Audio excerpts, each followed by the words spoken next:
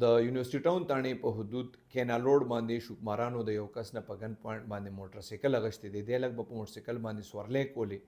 دې حوالې سره چې کوم اف ای آر درج شوی دی کې مدعي دی شاه سوار سکنا تاکال. دی وایي دی په موټر سایکل باندې سورلۍ وړي روړي محنت مزدوري کوي. وایي کې ټي ایچ سره دوه هلکان ما سره کېناستل، ماسکونه یې چولي او مخونه پټ کړي. وایي راته یې ویل چې یاره مخکې سیلاکۍ یاده کړه چې هغې پورې ځو. دی وایي دغه دواړه هلکان د کېنول کله چې دی کینال روډ ته ورسېدو نو وایي دغلته دغه دواړه هلکانو په ده باندې تماچۍ ایښې ده. دی په ګن پوینټ باندې یرغمال کړی دی او د دې عجز نه چې کوم دی دا موټر سایکل یې اغشتی دی. دی بیا تللی دی د ټاون تاڼې پولیس له.